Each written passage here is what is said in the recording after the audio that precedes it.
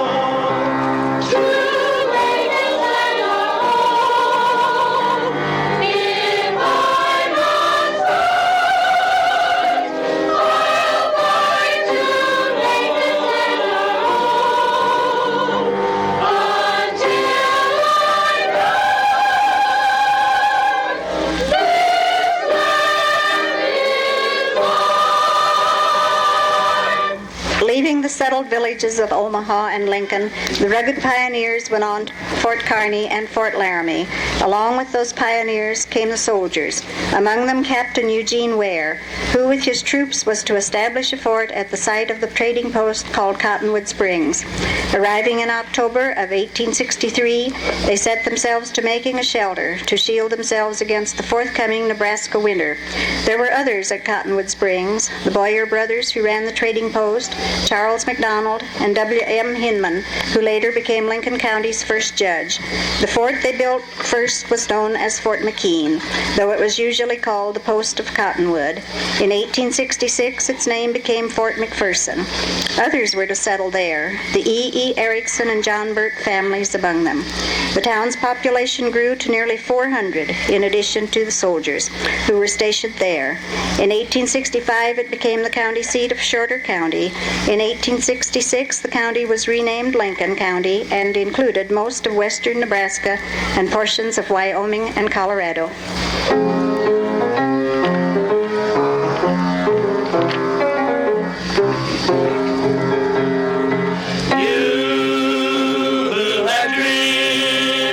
If you like, they will come true. Would you turn your dreams to a fact? It's up to you.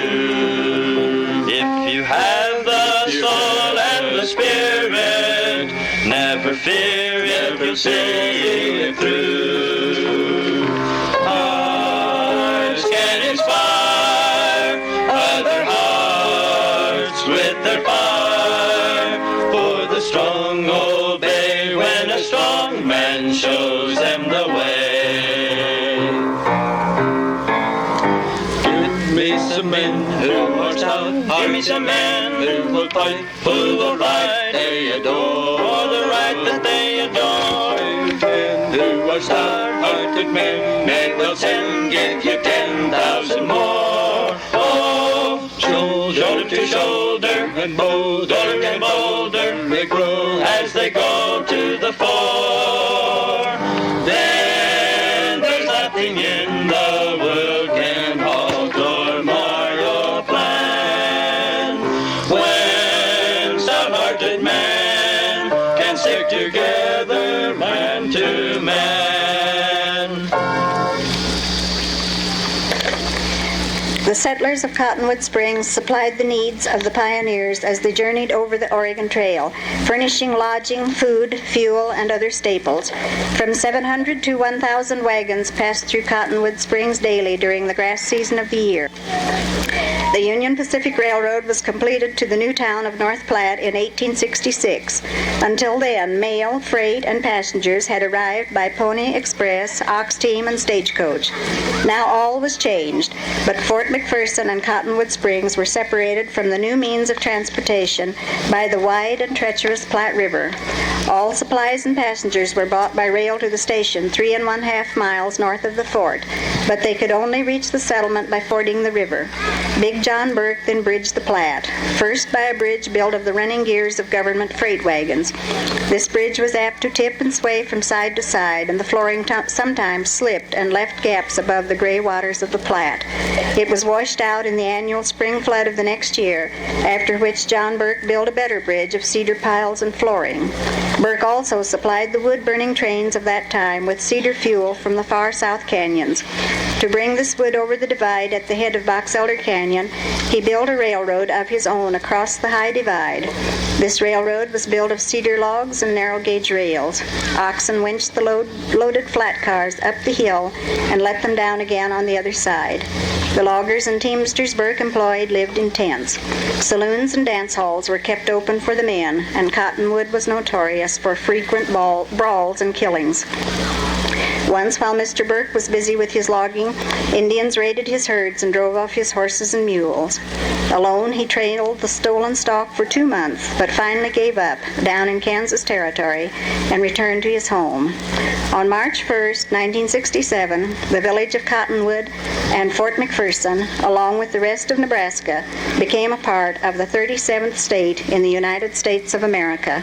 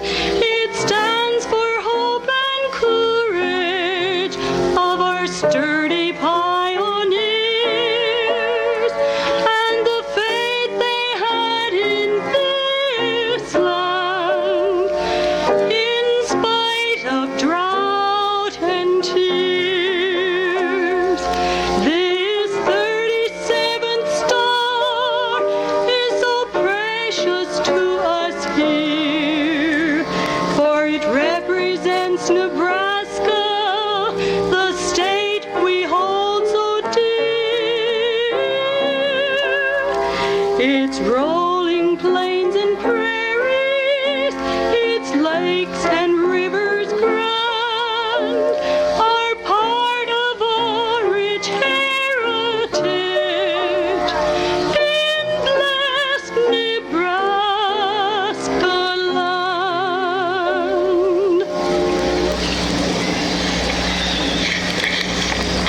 As the railroad built west to North Platte, the Union Pacific established stations every 7 to 10 miles along the way. Such a station was located 3 1/2 miles northwest of the fort and Cottonwood Springs, where a depot, a water tower, and a section house were built. The section foreman stationed here was another John Burke, and his wife cooked for the section crew. Daily mail and passenger service was established between the station and the fort. Soon other buildings arose at the station, many housing saloons, which numbered from 5 to 13 during the town's early years. Mr. and Mrs. George Plummer came from New Hampshire to Little McPherson Station in 1869. Mr. Plummer was the first station master. Then came Mary Ann Gallagher to the station to live with her Irish sister, Mrs. Burke, and help cook for the section crew. At McPherson Station, she met a tall young man named John McCullough. They built a big house where now stands the Farmers Union Warehouse, and in tall letters across the front, John McCullough painted the legend, McCullough Hotel and Saloon. In the corner of Mrs. McCullough's kitchen stood a pitcher pump that threw a big stream of cool, good water. This pump became well known to wagon travelers up and down the valley. Wagon men told each other, if you can make it to Maxwell to camp, you'll have good water. So from morning to night, travelers came to Maxwell and tramped to the kitchen in their muddy boots for water. By nightfall, the floor was a muddy loblolly, and by lamplight each night, sturdy little Mrs. McCullough scrubbed her floor and tidied the room. Though by daylight dirty feet were tramping across it again, never once did the little Irish lady complain. The station had become so well known as Maxwell that when, in 1879, it was necessary to change its name, it was quickly decided to call it Maxwell, spelled Maxwell.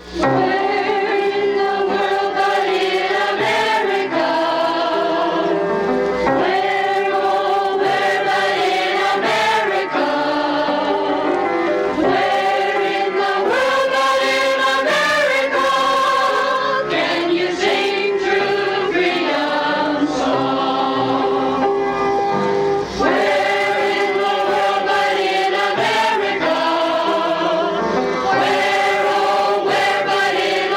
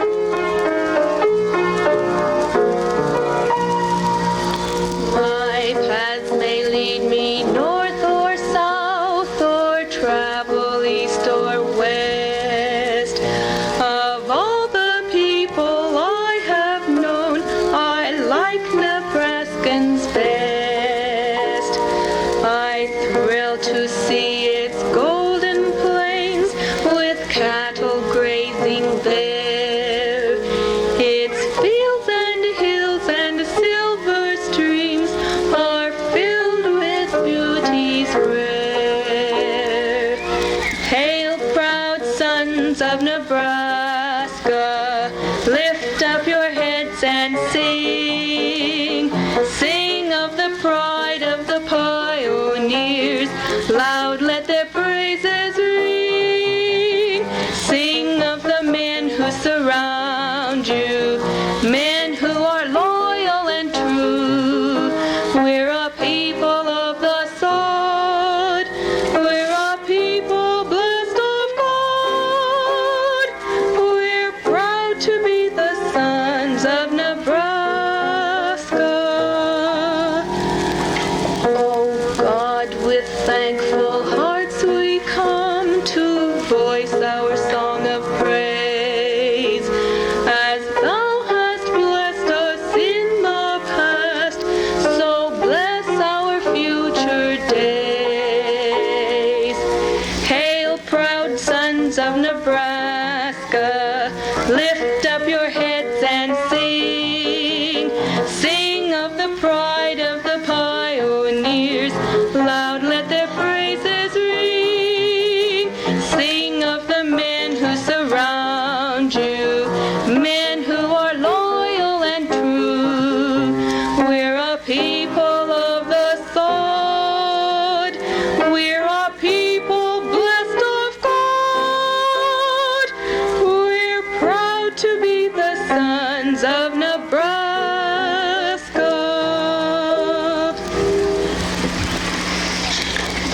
During the winter seasons, Maxwell had more time for socializing, and so it was that in the winter of 1880, a certain oyster supper was enjoyed by the people of the village. The ladies made the oyster stew, and when finishing the supper dishes, they were somewhat in a hurry to enjoy the evening's entertainment, so dumped their dishwater into one of the large boilers containing the remains of the stew. Later in the evening, some of the men remembered the leftover soup and decided to finish it up. By the dim light of the coal oil lamp, the stew looked all right, and they didn't learn until too late that it had been spiced with dishwater.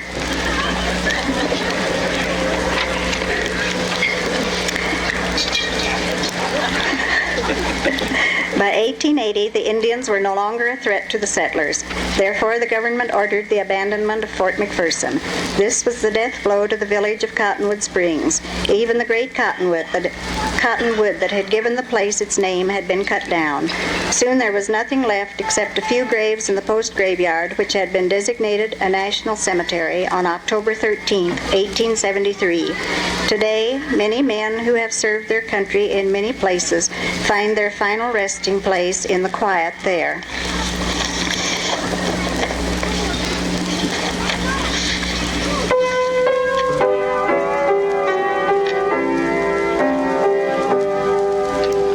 I long to hear a song about Nebraska. I'm lonely for the dearest state on earth. I listen for its name upon the airwaves. Nebraska is the state that gave me birth. I want to hear of rivers slowly winding, of ducks and geese in flight in spring and fall. Oh, I'm lonely, won't you sing me of Nebraska? For that's the very dearest state of all. Oh, sing to me of wide-flung open prairies, where wheat and corn wave like the ocean's roll, of meadowlarks and plum blooms in the springtime, and distances that reach to heal the soul. Nebraska, oh, I'm lonely for Nebraska. Sing me a song about my state today, to cheer me when I'm lonely for Nebraska, and have the time to dream the hours away. Nebraska with its lingering Indian summer may not be all of heaven here below, but it comes very near it when the twilight fades to a harvest mellow moonlit glow.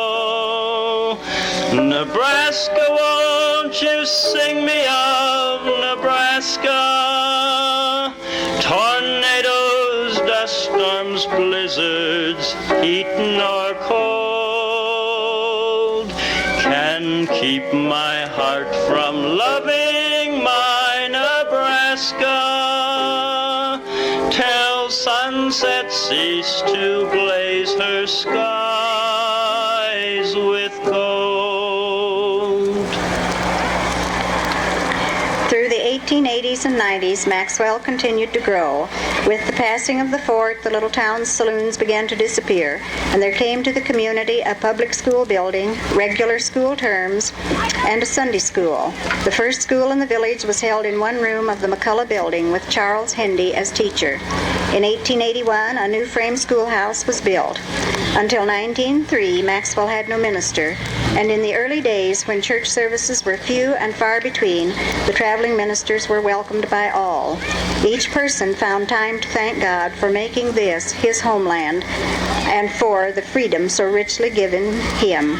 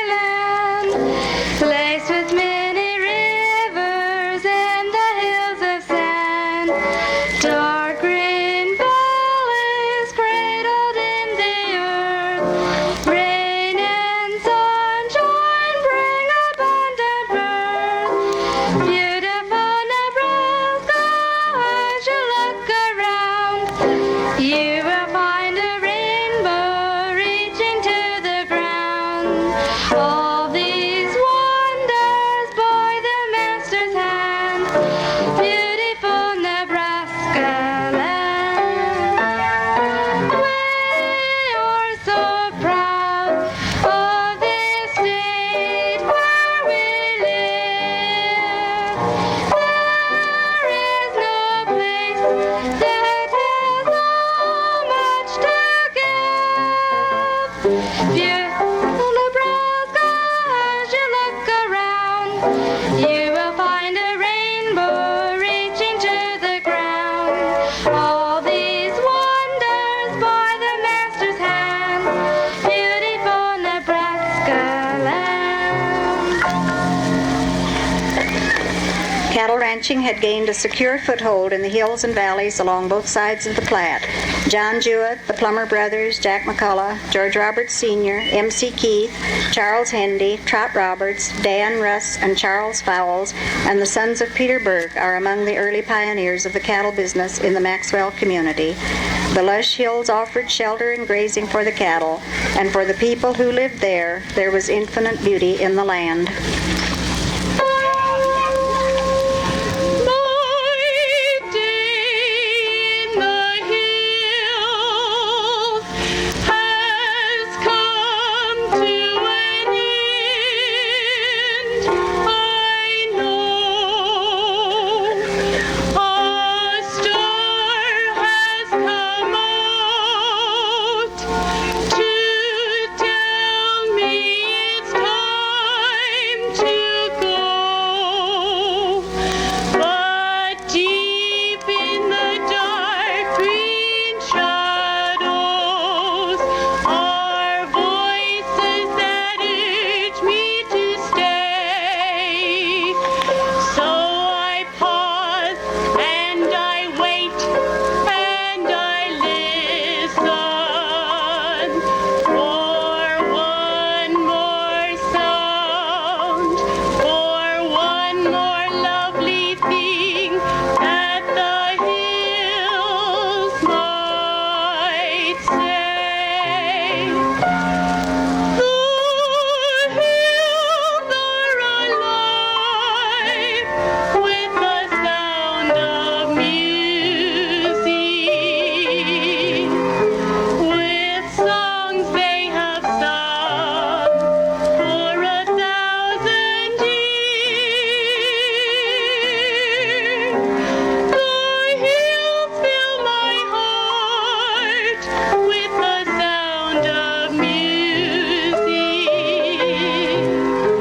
My heart wants to sing every song it hears. My heart wants to beat like the wings of the bird that flies from the lake to the trees. My heart wants to sigh like a chime that flies from a church on a breeze, to laugh like a brook when it trips and falls over stones on its way, to sing through the night like a lark who is learning to pray. I go to the hills when my heart is lonely. I know I will hear what I've heard before. My heart will be blessed with the sound of music, and I'll sing once more. Until 1902, Maxwell had no doctor. Then Dr. A.V. Swetland took a homestead in the hills north of town and practiced medicine in the community for the next 5 or 6 years. The unusual thing about this doctor was that she was a lady. She was a large, energetic woman and a competent doctor who left the community when Dr. and Mrs. C.E. Kennan came to Maxwell. Dr. Kennan, the ideal, old-fashioned general practitioner, served the community well for 40 years. Since his death in 1948, Maxwell has had no doctor.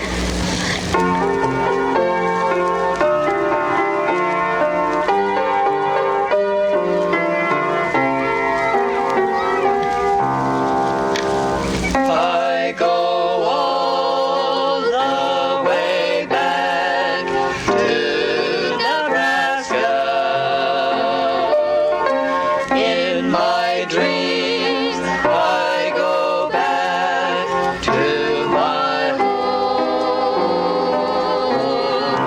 to the towns and the hills, the haystacks and rills, to the dear friends where I used to roam. Yes, I cherish those days in Nebraska, and those memories were born there to stay. You can bet some sweet day I'll be on my way, all the way back to Nebraska. This has been the story of Maxwell, a community now 100 years old, a community cradled in the lush Platte Valley. Her sons and daughters have grown to man and womanhood here and have gone forth to be a credit to the rest of the country. It is a community based on a rich heritage of agriculture. Fine cattle graze the nearby hills. Rich crops are annually harvested from its fields. It is a community where the teachings of God are deeply entrenched in the hearts of its people, a people who are happy, who know the joy of fulfillment, a community of people living in a great state and a great nation, people who know that life is worth living because they were born free.